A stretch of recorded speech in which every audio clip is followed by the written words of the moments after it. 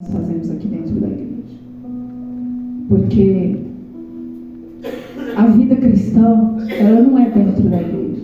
Dentro da igreja a gente vem para cultuar. A vida cristã é na rua, dentro de casa, na escola, no trabalho, no trânsito. Como que é a nossa conduta no trânsito? Sabe? Aquela hora que a gente está bem apressado, e aí vem um doido, atravessa na frente, ou dá umas cortadas. Como que é a sua conduta? Sua ação? O que sai da sua boca? É isso que é a vida cristã. No trabalho, quando aquela pessoa cri, tenta te tirar do sério.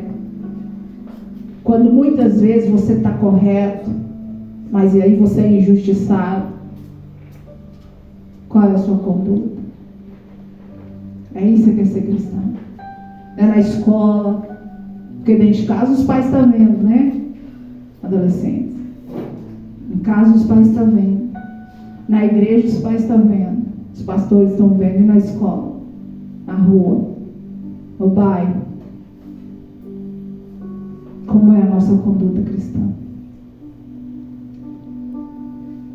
Que nós possamos ser diligentes em tudo na nossa vida, para que o nome de Deus venha a ser glorificado através de nossa vida e para que o poder de Deus venha sobre nós, porque o poder de Deus, ele não vem sobre a vida de qualquer um. Não vem. Não se engane. Não se engane. Tem muitos falsos profetas por aí, muitos falsos pregadores, muitas pessoas fazendo show, muitas pessoas fazendo e acontecendo em altares, em púlpitos, na internet, pessoas ganhando às vezes milhões de pessoas, milhares de seguidores, ganhando audiências incríveis, mas o Espírito Santo só vem sobre os diligentes, sobre aqueles que dão o melhor, que se esforçam para fazer o melhor para Deus, para fazer o melhor, principalmente quando ninguém está vendo, sabe? Você é daqueles que quando o patrão está por perto você faz direito e quando não está você faz de qualquer jeito? Não é, né? Tenho certeza que não é, porque você é cristão. Quando a gente dá o nosso melhor, a gente dá por causa de Deus e não por causa das pessoas. Então Deus vê quando nós damos o nosso melhor, quando ninguém está vendo. E muitas vezes nós fazemos o nosso melhor e não somos reconhecidos aqui. Muitos às vezes não veem, não enxergam. Às vezes seu patrão não vai ver. Às vezes seu pastor não vai ver. Às vezes seu líder não vai ver. Mas Deus está vendo. Deus está vendo. E a nossa recompensa virá, porque tudo que o homem plantar, isso também ceifará.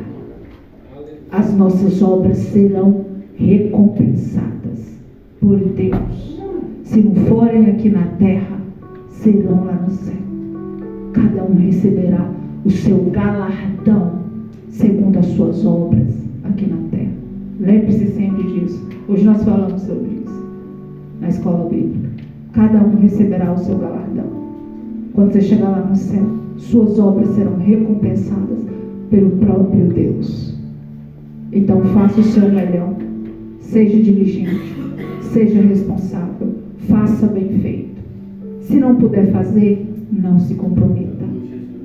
Não se comprometa. Tem muita gente pecando porque se compromete demais. Não se comprometa se você não dá conta de fazer. Porque se você se comprometer, você está preso nas suas palavras. Lembra de Josué? Quando estava entrando em Jericó, quando estava tomando posse das nações, e aí um povo se disfarçou e veio até ele, e ele se comprometeu com aquele povo e falou: nós não vamos destruir você. Ele se comprometeu, mas depois ele descobriu que o povo enganou ele, que o povo não era de longe, era de perto. Mas ele não pôde cumprir a vontade de Deus, porque Ele se comprometeu. Então, se você não pode cumprir, se você não tem certeza, não se comprometa. É melhor você dizer não do que dizer sim e não poder fazer. A Bíblia fala que a palavra do crente tem que ser sim, sim, não, não. Ou é sim, ou é não. Se não vai dar para fazer, não se comprometa. Não seja mais ou menos. Eu conheço gente que dá um trabalho, dá tanto trabalho, que marca uma coisa com você 10 vezes e não cumpre. Às vezes você espera e não aparece. Fala que vai, mas não vai. É tão complicado você, às vezes, lidar com pessoas assim. E tem gente que às vezes não faz nem por mal. É porque quer fazer tudo. Quer agradar todo mundo, quer se comprometer com todo mundo e não dá conta. Então é melhor você dizer não. Às vezes é importante dizer não. Às vezes nós temos que aprender a dizer não. Fala assim, não, eu não vou poder ir. Eu não vou poder fazer. Eu não vou poder estar lá. Eu não vou poder te acompanhar nisso. É muito melhor. Para que possamos ser diligentes nas nossas ações. E para encerrar, igreja, espero que essa palavra venha gerar frutos na tua vida. E para encerrar, eu quero falar só mais um pouquinho sobre a saúde física. Rapidinho. Porque, infelizmente, os crentes de hoje têm negligenciado muito a saúde física. Às vezes a gente acha que por a gente ser crente, a gente está livre de determinadas coisas.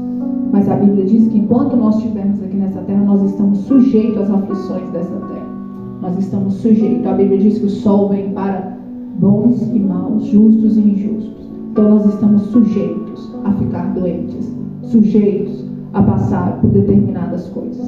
E quanto mais nós agimos, mais nós vamos colher em relação àquilo que estamos fazendo. Então cuide da saúde. Cuide daquilo que você está botando na sua boca. Infelizmente, nós temos uma indústria hoje de veneno. É a realidade. É uma indústria, a indústria alimentícia. É uma indústria de veneno gradativo, que a gente vai ingerindo gradativamente. Tem coisas que não tem como tirar, eu entendo. Então você ora e declara que está tudo bem. Deus vai te proteger. Agora, tem coisas que dá para tirar. Tem coisa que é negligência da nossa parte. E aquilo que é negligência, Deus não vai nos proteger, não vai nos livrar. Quer um exemplo? Eu vou dar um exemplo. Me perdoe por isso. Mas eu vou falar. Refrigerante é veneno. Refrigerante é veneno. Não existe nada de bom no refrigerante. Quando eu cheguei em Dayatuba, quando eu cheguei aqui, eu me assustei. Quando eu cheguei nessa igreja. Eu não bebo refrigerante há anos. Minha filha, de 7 anos, até uma determinada idade, ela nunca tinha colocado refrigerante na boca, porque eu não permiti. Quando ela chegou aqui, ela começou a beber. Porque você está no meio e acaba se envolvendo naquilo. Mas toda vez que você for beber um copo de refrigerante, você pensa nisso. Você está ingerindo veneno. Você sabe disso. Agora você sabe. Então, se beber, você está bebendo sabendo disso. É como você pegasse um pouco de água, você pegasse um pouco de soda cáustica, dissolvesse na água e desse o seu filho para beber. Toda vez que você dá refrigerante para o seu filho, você pensa nisso. Você está dando água com um pouco de soda cáustica para ele beber. Você tem coragem de dar soda cáustica para o seu filho? Pois é. Então, só vai ter um sabor diferente, mas é veneno. Do mesmo jeito. E, como eu disse, tem coisas que não dá para mudar. A gente tem que comer, não tem jeito. Mas tem coisas que dá para mudar. Por quê? Refrigerante dá para mudar. Porque o refrigerante não é comida. Refrigerante não faz diferença nenhuma na nossa vida. Então, se a gente bebe, é por por negligência.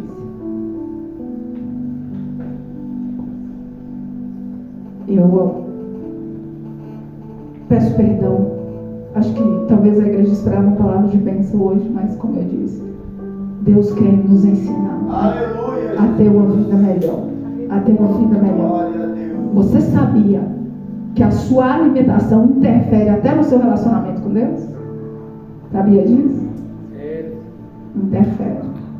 Porque a má alimentação interfere na nossa mente. A mente é onde você se relaciona com Deus. Para você ter um bom relacionamento com Deus, sua mente precisa estar sã. Se sua mente estiver doente, você não consegue se relacionar. Então a nossa alimentação interfere até no nosso relacionamento com Deus. Então que nós possamos ser diligentes na nossa saúde. Eu paguei um preço altíssimo por má alimentação. Estou falando isso aqui com todo o carinho, com todo o amor do mundo com vocês.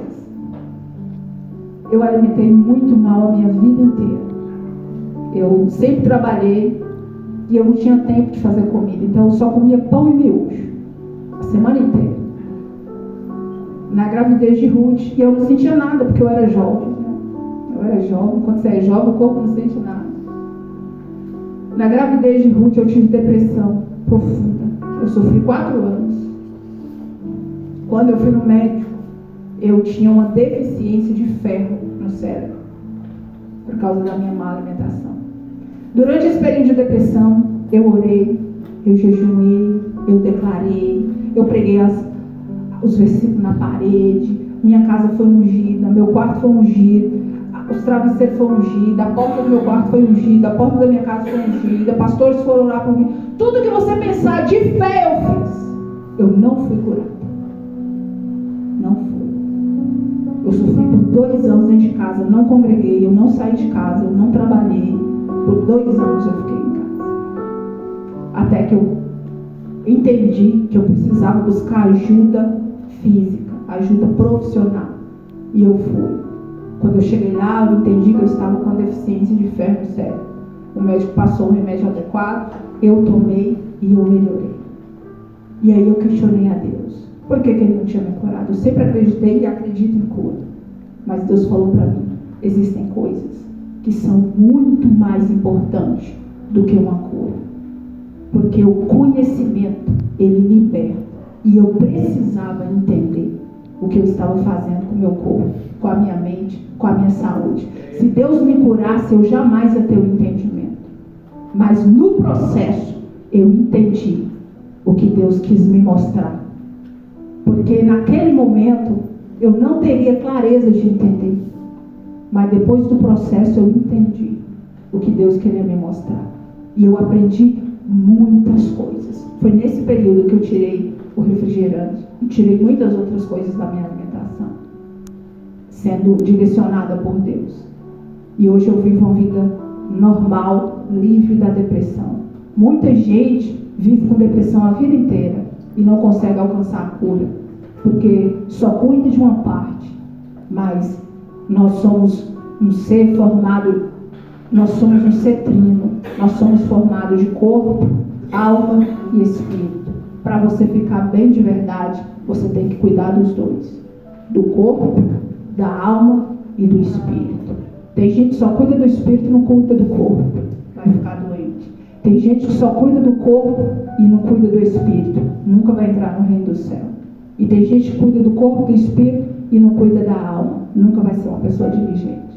Então nós temos que cuidar dos 3, corpo, alma e espírito. Só depois do processo da depressão que eu fui entender isso. Então Deus queria me mostrar coisas que com a cura eu não entenderia. Glória a Deus. Então hoje eu entendo. Então que essa palavra possa trazer frutos para a sua vida.